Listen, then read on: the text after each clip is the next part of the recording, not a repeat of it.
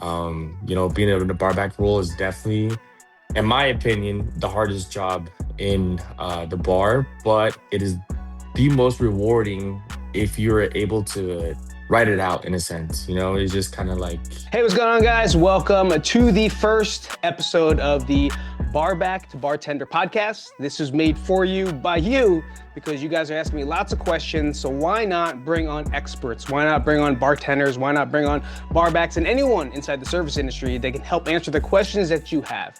Right. And today we have a co-host. He's also part of this. His name is Gabe Urazo. Gabe, say what's up. what's going on, y'all? Excited to be here. Pete had a great freaking intro right now. Loved it. And excited to see what happens from this. Yeah, man. So we're gonna ask a question, right? We want to get straight to the point. We're not here to tell you Mhm. stories about us. The stories will happen as we talk about it. But the main thing is, how did you become a bartender? When you first started, were you a bar back? How did you get that job? Just things like Mhm. that. Can you to tell the audience that? Yeah, so actually, I was actually a busser.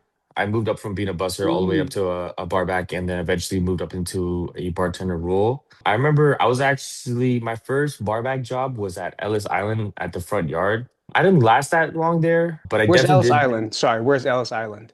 It's here in Vegas off of Oh, in Flamingo Las and Vegas. Koval. Yeah. I was like, in New York? From Ellis Island? Ellis Island? Sorry, go ahead. Just a little So backstory. Pete is from New York, and he, representing the Big Apple, East right? Coast, West Coast here, baby, as we go. Exactly. But Sorry, yeah, go I ahead. worked I worked at Ellis Island. It's off of Flamingo and Koval. It's kind of like a little off the strip, where Tupac got shot. But No. yeah. But yeah, I started off as a bar back there. I mean, it was definitely a change of pace from everything that I've done before. Because even before I became a bar back, I was like doing sales and stuff like that, and then I moved into the service industry, and I just remember like. It Mm. taught me a lot, even though I didn't work a lot, I didn't work there for too long. It definitely did change a lot just because, when you get into the service industry, something just clicks in you. Like, I feel like it changes. It's a little bit different from everything else just because with the service industry, you're going to be working a lot. Being in the barback role is definitely, in my opinion, the hardest job in the bar, but it is the most rewarding if you're able to write it out in a sense. It's just kind of like it's a rite of passage in a sense, right? Just because like, you have to start Mm. building up that speed, you have to start building up certain things like being observant, just making sure everything is in top shape. Just because at the end of the day, like you have to have that bar in a certain state, right? Just for it to work efficiently. And Gotcha. then after that, I ended up working at a couple different places. I remember doing banquets, bartending, a little bit of bar backing, and then eventually going into the restaurant industry, where the restaurant industry, on top of everything else, is like a different beast. For sure. So yeah, For but yeah, sure. that Yeah. definitely just start off as a bar back, made my earn my wings, like how they like to say. Hell yeah. So. It's true. It's the easiest way to do it. It's like not the easiest way. I think I honestly think it's the right way people would hire someone, unless they already Mhm, do have this, long-term experience as bartending or bar backing. But mhm, if you're just starting off or not really knowing where to go, what to do, a perfect example is like I had a friend of mine just ask me, "Hey, I'm going to go back. They're moving from Las Vegas back to New Jersey, back to the East Coast," and he was like, mhm, "Hey, I think I'm gonna go into bartending school," and I was like, "Why go to bartending school when you can just bar back?" Like yeah. you're a dude, you got muscles, you're a wrestler, you're a fighter, and like you're Mhm, handsome.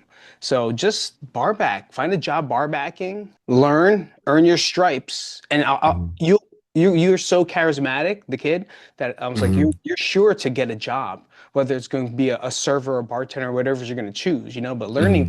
learning like being in the trenches and like learning the back end of everything is like really important. And that's exactly what you did. And it makes a lot of sense. Yeah, when you say that is actually the right way, I definitely do back, or I do really believe in that. Because essentially, like you earned your spot as a bartender from bar backing, and it teaches you a lot of like different little like meticulous things. And at the time, like if you bar backing, it may seem like, wow, like I'm just doing this for no reason, but in all reality, there's a reason for all this. Cause Right. like even just like trying to restock all the everything, just keeping an eye on like all the product and then like just kind of like following the bartender and helping them out. You kind of just pick up on certain things and then that helps you out when you become a bartender, you know? For Because like sure. I feel like one of the biggest things that you can notice is when a bartender was not a barback beforehand, you know? Yeah. And like it's like a 9 day difference. Do you feel that I'm swiveling here because I'm laughing at the same time? Do you feel like okay, you're at a busier bar, you're in a Mhm, place, maybe there's like three on the line, four on the line, and they know Chuck, we'll call him Chuck. Chuck mhm. never bar back before, and it's like, he bartended but never really got that. You can tell, like based out of them. Do you think everyone else is like this fucking guy? This fucking, Um, I don't know. Honestly, yeah, yeah, Yeah, yeah. I yeah. think so. I'll be honest. Like, yeah, for sure. I definitely think so. I mean, there's gonna be a couple people that just have like, just have what it takes, and then they do Right, become a bartender.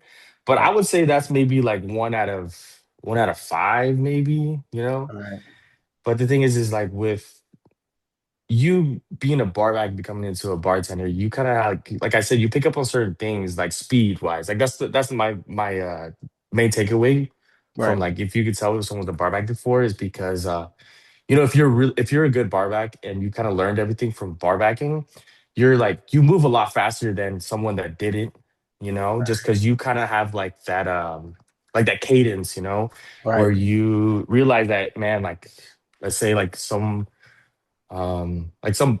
bartenders out of stuff, and like right. you could tell if they're not been barback before because usually with a bartender that did barback before would go and grab that real quick and then just kind of like it'll help themselves out if the barback's not available All and right. just like having that cadence of just like trying to be on top of everything.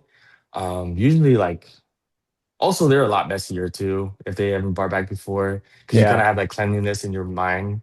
right. Yeah, just a couple different things I would say you would pick up for sure if you could tell they weren't barbacks before. Like cleanliness, cadence, just the ability not to get as stressed out. Hmm. Also, Hmm. yeah, I'm kind of drawing a blank now, but I mean those are the main three things I would say is just cleanliness, cadence, and then also just a willingness of like helping themselves out.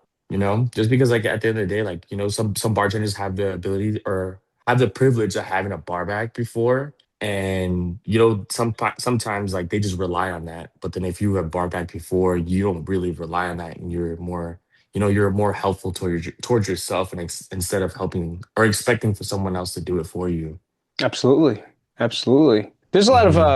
jobs and instances where, like, I know coming back from hotels, Hmm. I know there was no bar back there, right? There was just the bartenders, and they'd have like two on shift when it's busy, one on shift when it's like just like a lunch, they know it's not busy. Hmm. Like, they got to do everything themselves. So, Hmm. it's the same thing like out here in Las Vegas. It's more, is there like different, um, or it just depends on the business itself? Like they won't have a bar back at all. I think it depends on the business. Just Okay. because I've worked at a couple bars, like a little bit smaller ones, like more of like a smaller restaurant, more mom and pop. Like those Hmm. ones don't really rely on a bar back, just because for once it's a mom and pop shop. They probably don't have the budget to have a bar back.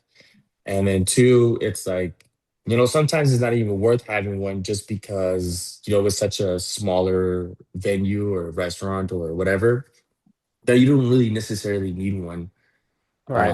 in a sense. But don't like, not to discredit and say that we don't need bar bags. We Right. definitely do need bar bags in a Right. sense, but yeah, Guess that's just depends on the situation. Like the depends mm, on the standards. Like we talked about that mm, before, right? The standards of the business or even the mm, bar itself, or is it like a mom and pop beer and shot type of place where mm. really, when you're in the weeds, you just might need another helper, whether it's a server or a busboy or something like a busboy, busser, busboy. What else am I gonna say? Stewardess. Well, if you guys didn't know, I worked with Gabe and I was a barback at the bar restaurant that we were at. Just a quick backstory here in Las Vegas. I was barbacking at the stadium, so I did a lot more high volume stuff.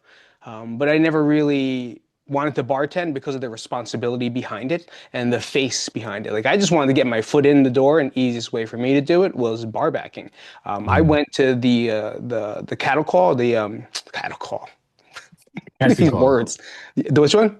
Casting call. The casting call for the stadium, for Allegiant Stadium. And then I went out there and I was just like, I went there for bartender. So I was like, ooh, let me memorize my drinks. Let me, I haven't made drinks in Mm. forever. I haven't done anything. I've been doing other stuff. And then they're like, sorry guys, once we got there, bartender's already filled up. We're gonna take barbacks. Does anyone want to do it? And then like everyone left. There was like Mm. three guys and then one girl. And then I was like, I'll do it.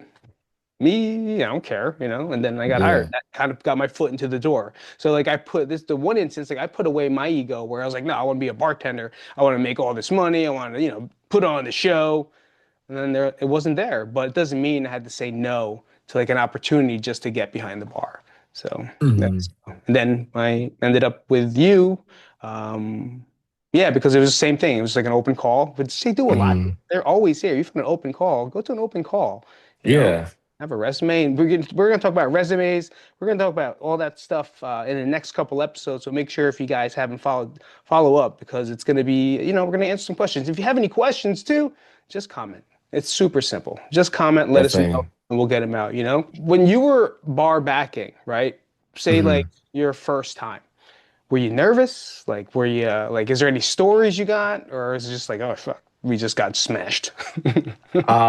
Yeah, honestly, I do remember the first time I ever, like my very, very first shift as a barback, I was so nervous just because you just look at like all the things that you have to do Yeah. and you're just like, oh man, like I don't know how I'm gonna handle all this. So like I don't know how to like, prioritize everything that's going on and as such.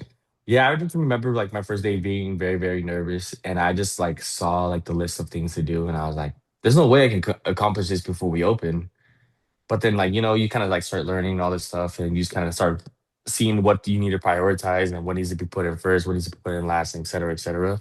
But I do remember though, it was like either my first or second day.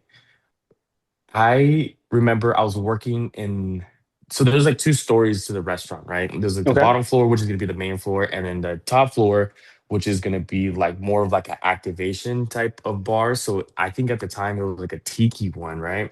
Okay. Man, I was like rushing myself because I needed to get the ice in the well before we open. So I remember I was literally like I had these two, the ice buckets, you know how like they're Yep. pretty big and then if you never held one before, you're gonna think, man, this is kind of heavy. Because Yeah. I mean the ice is a little heavy, right? So Right. I had two of them and I was like trying to run up the stairs and I remember tripping and dropping all the ice down the stairwell. And I No. Oh. and I remember like the bartender was like, "What the fuck are you doing?" And I was like, "Dude, I'm sorry. I was trying to rush up with the ice." And I mean, he was like cool afterwards, but I remember that I had to literally sweep all that stuff before, and then before I was able to even take the ice up there, and then the guy was like, the bartender I was with was like maybe not the nicest person, and like Right. but I just felt so bad because he wasn't able to open like the bar right on time. And I remember he getting yelled at and then he yelled at me. And I was like, damn, like, Yeah. but sometimes you gotta take it, you gotta, slow is smooth and smooth is fast at the end of the day. Yeah, man. Yeah, But that's a great term because that's very true. mm, Very true. Slow is smooth, man. Sometimes yeah, slow is smooth, fast is messy. That's exactly. that's That's a perfect yeah. example though, because I just Yeah. remember just like I was like just stressed out of my mind because like I just like got done like doing all the bar back duties before opening and I had to grab that ice and I was like, damn, I'm a failure. They're gonna fire me. They're gonna fire me today. I know it's my second day. I'm in a probationary period and whatever. And then like Oh, it turned out to be all okay, but it's just yeah. like sometimes I was just like too in my head because I was just like nervous out of my mind for my first shift because I was like I don't know Yeah. what to expect because I like I said earlier I don't know what I was getting into. But yeah, man, it's Wait, just no one was there like training you? You just went in? there's Or this do you have like one a guy. yeah. Yeah, there's this one guy, but he kind of was. I mean, I'm not. He. I don't think he was a good barback. Don't get me wrong. He was a good Right. barback, but he was more of like hands off in a sense. Like he was just like, hey, Mm, take this, do this, and that. And then he would right. just go do whatever he needed to do. And it's totally understandable because he had his own bar to open up. But Right. I was just like, for a couple seconds, I was like, what am I doing here? I was like Yep. looking around. But Yeah. yeah, man, it was And you're just gonna feel lost. Like you're gonna feel lost. You're gonna mess mm. up. Like I'm just picturing you having to like sweep, find with all the ice, and then oh, mop it before someone oh my God. signs. That's like an hour.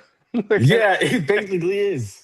that's a long time. Like everyone thinks, oh, he's dropped some ice. No, man, he dropped 10 gallons of ice. Like Yeah, it was straight up. terrible. Wait, in each hand, two in each hand. So it's 5 gallons, then 40 gallons of ice. Oh man, I remember I literally thought I was gonna get fired that day when I dropped all that ice. But I mean, That's it turned out to be a little bit better, right? Yeah, you learned, that's it. Mm, It's true. This is the one thing too, like they're bartenders or your managers.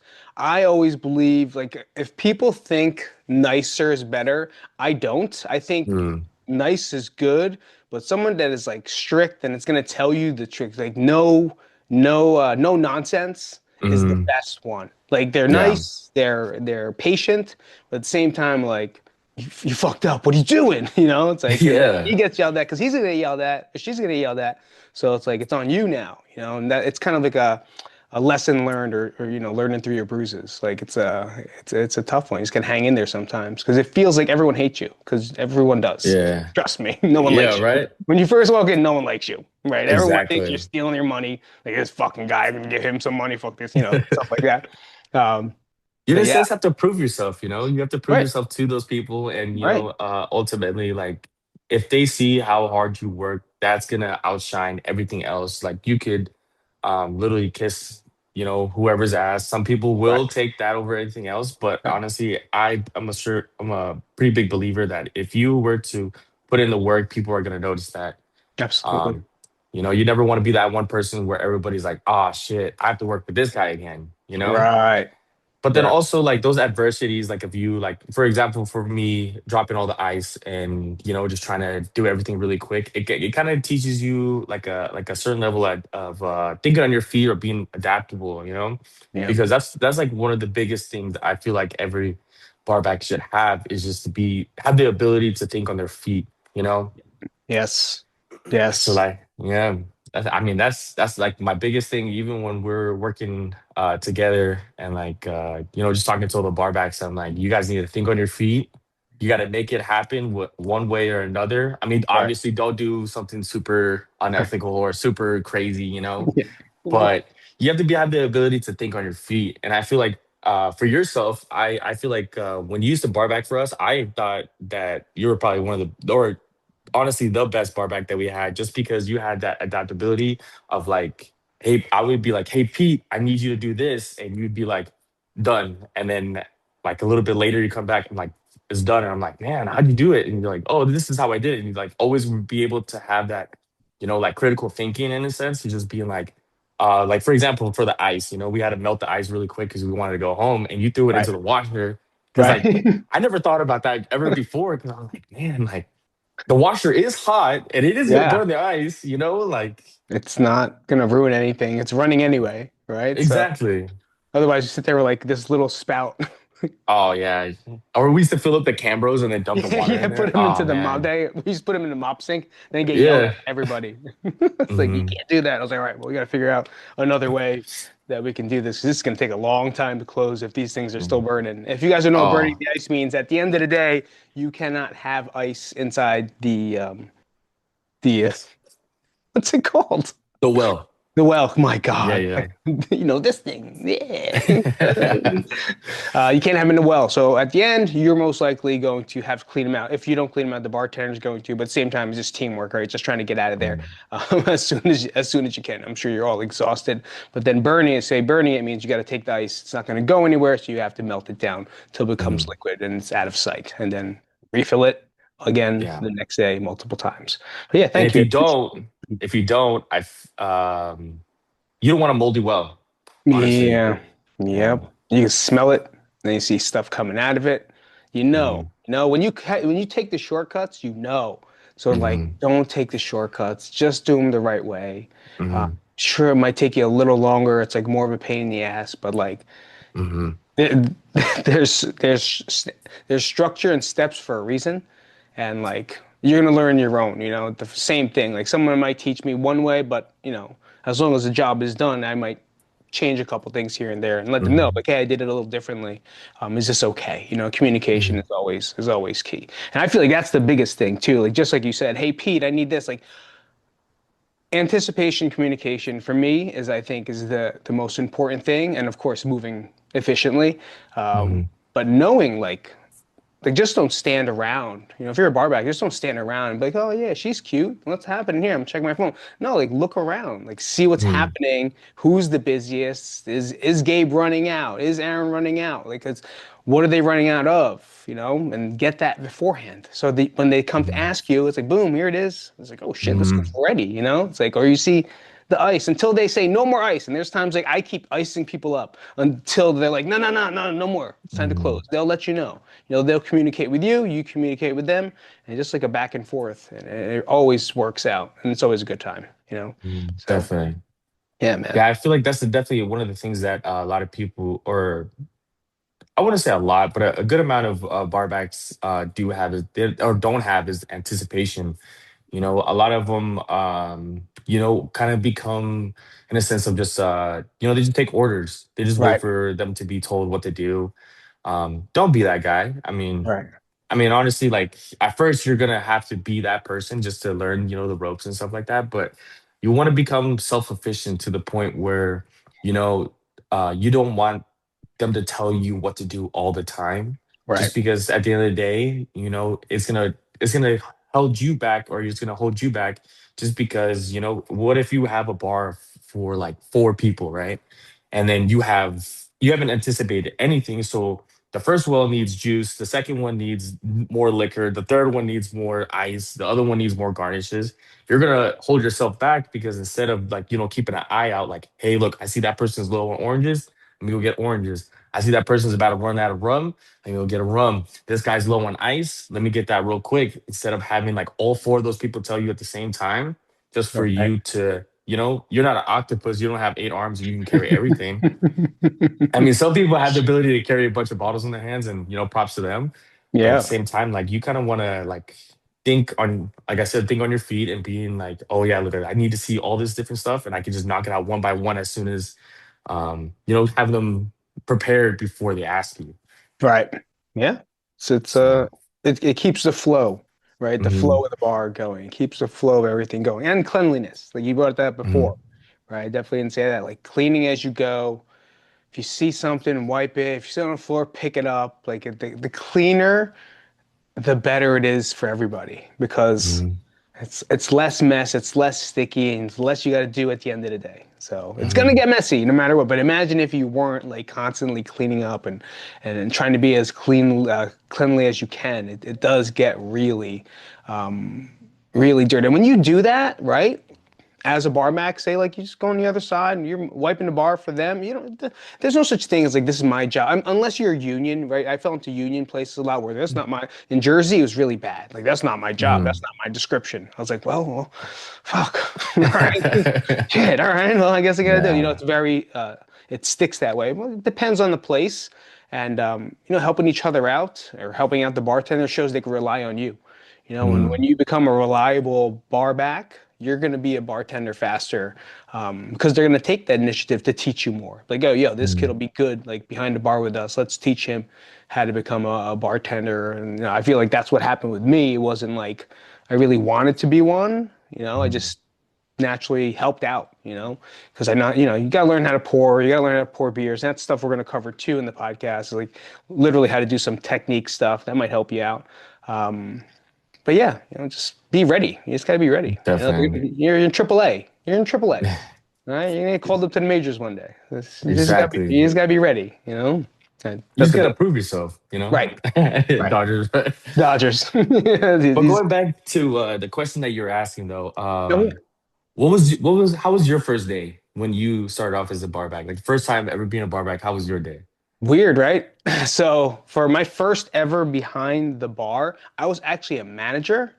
So That's why I was like Mm. backwards for me. I was actually a supervisor. Sorry, I became manager. I was a supervisor. I just came out of college. I went to school for food service management. Ended up at Marriott Hotel, and I got hired as like a supervisor. I think I was like 22 years old, something like that. And Mm.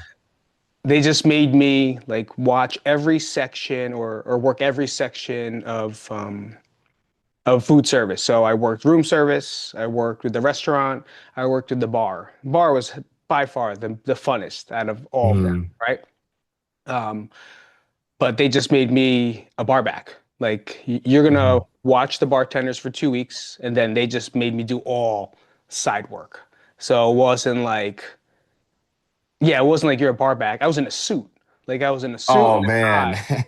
And they're like, all right, cut some lemons, cut some limes, go get the gloves. And I'm just listening to the bartender. And me, like for me, I learned that dropping my ego was the most important thing, right? I just dropped ego. I dropped out, man, I'm a supervisor. I'm trying to be in, I'm at management meetings, but now I'm like cutting limes and lemons and fetching ice the entire time for the bar staff. But like my role is super important for the functionality Mm. of the bar, and that really helped me.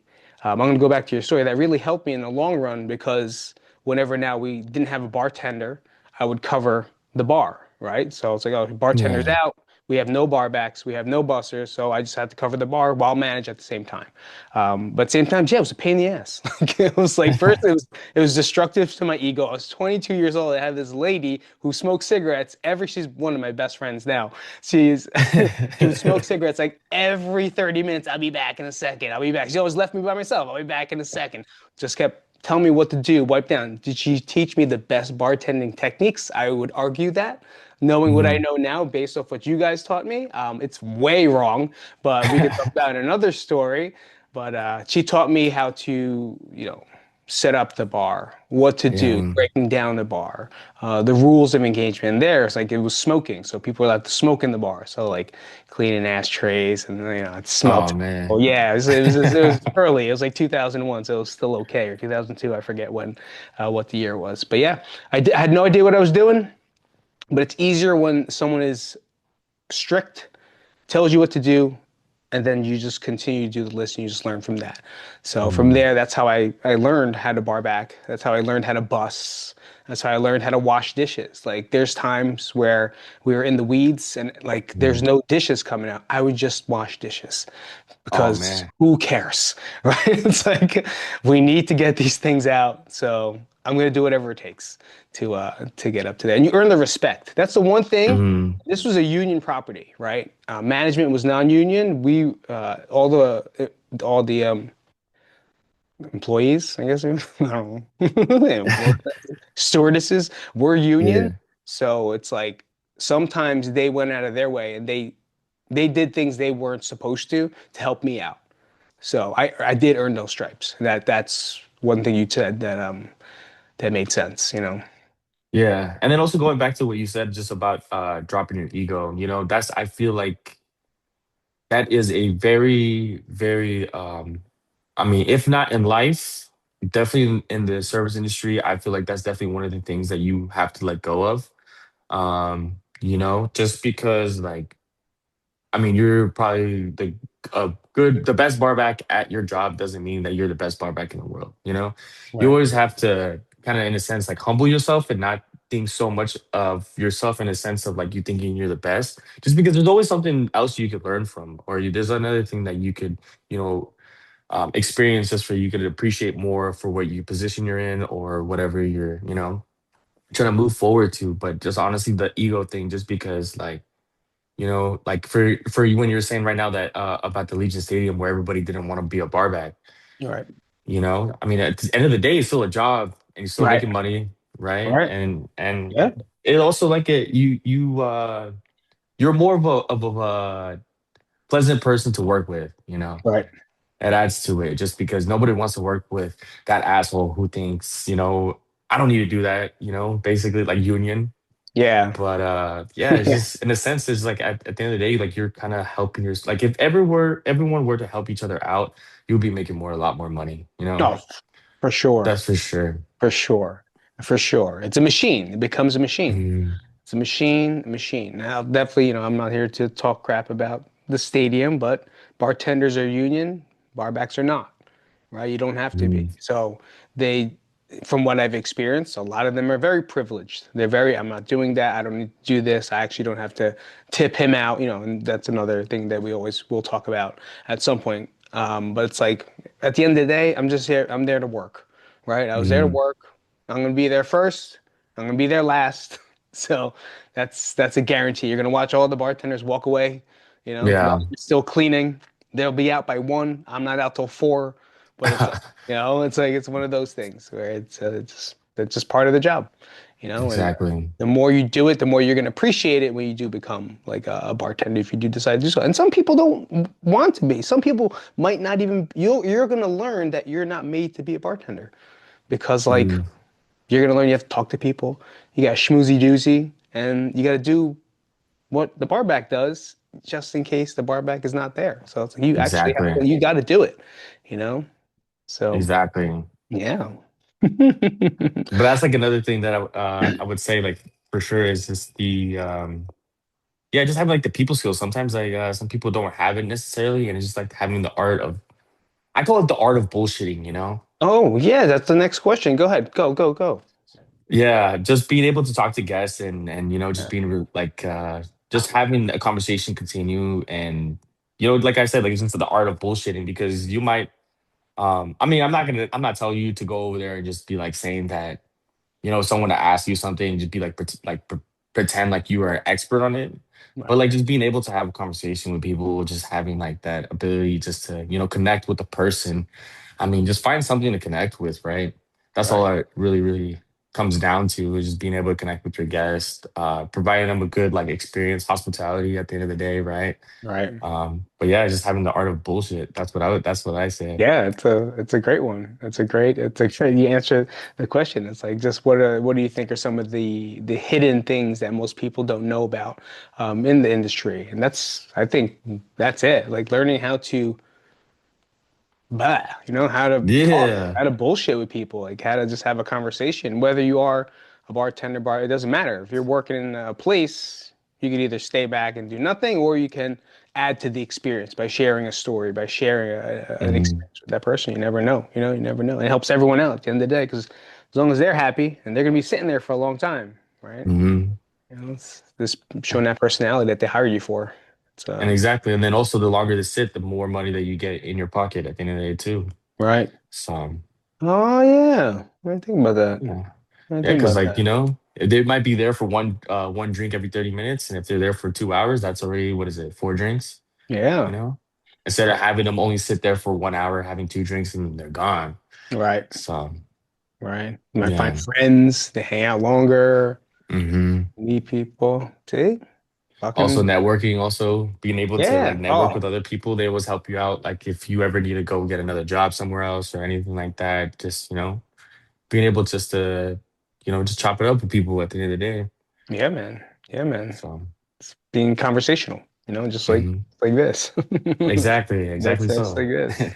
That's it. I mean, I was gonna ask you like that's the last thing I think we just talked about that was like really earning your keep to be a bartender. I think we covered all that pretty much just through basic conversation. So Mm. yeah, I think I'm gonna close this out. Do you got anything else you want to add to this conversation before we close out? Um, I would just say I would reiterate the points. Think on your feet, anticipate, like how you said. What else? Being able to just chop it up with the guests. Just basically just like at the end of the day, you want to learn as much as you can. And then you are always gonna take what you learn as a barback into bartending. Mm, So don't ever think that when you're barbacking that, man, this is pointless. Like I'm never gonna do this if I moved up to a barback. That's not true. You're always gonna have all those lessons go on to, your next steps of your oh career in yeah, a sense. So yeah. And I feel like this industry has evolved mhm, completely in terms of the standards of drinks, the measurements. Honestly, like even when when I was there, I found people would return drinks when they're too strong versus like when I was used to it, like, give me more, you know what I mean? Yeah, So a lot of yeah. people like the acquired taste, and especially if you're Mhm, working at a nice place with a great cocktail menu, like mhm. things get more elaborate. Like I didn't know what all this stuff was. I learned so much from working At at the the end of the day, place we just have worked fun with at, it. just Oh through yeah. management, Oh the yeah. We'll No. find like And a then the pitch or bartender. It's like like just just different techniques on how to do this and That's how to so do that. cool. Yeah, right. And Yeah. that's This is a actually great what the man next episode. episode is about. Really It's Perfect. glad. about Yeah. Thank you, we Pete. call it ice All right, guys. Thank beer you and guys for just coming. running So around. So like, what was it like being in the trenches? What were like the different thank you guys for things coming out to the that you've learned podcast. in the My name process is from when you Pete. first started till now? This is You know, Gabe. like Appreciate y'all. when I made a See you guys Manhattan in next time on Barback the 2001, it's Bartender, episode number completely 2. different now. You Don't know, hang up. like Yeah. I'm just gonna end the how do you recording. save the money? How you It's not people lose the always money hang by up all the time. giving No, too no. much, but at the same time pleasing the customer. There's a lot of things. You know, we're gonna cover that in the next episode as well. So make sure you guys come back. Well, that seems about it. We're gonna close up this episode, our first episode. We definitely want you to walk away with every episode. We want you to walk away with something, right? And making sure you remember. So let's go through a real big recap. What do you think the most important things are that we The most important things I would say you should take away from this podcast is the first day is always gonna be hectic, but it's going to be okay. Uh, Always drop that ego, Hell yeah. anticipation. Pete said anticipation, and that is definitely one of the biggest things that you should always have. And then having the ability just to chop it up with guests. And Yeah. then lastly, I would say Cadence, yep, something. cadence. Cadence, right? Your cadence and Cadence. speed. Yeah, Cleanliness. definitely Cadence, cleanliness. Oof, this sounds like a t-shirt. Cadence, cleanliness, and what's another? anticipation. Anticipated. Yep, those are the three: cadence, anticipation, and cleanliness. Cleanliness. So, Yeah. so definitely keep those in mind, especially when you're going into the shift, because those will always, always, always save you at the end of the day. Very So, true. It'd always be in your back pocket. All right, Gabe. Well, mhm. thank you so much, Thank you, guys, for brother. coming out. My name is Pete, This is and Gabe. Appreciate y'all. Thank you guys very much. we'll see you guys next week. Have a great one. Yes.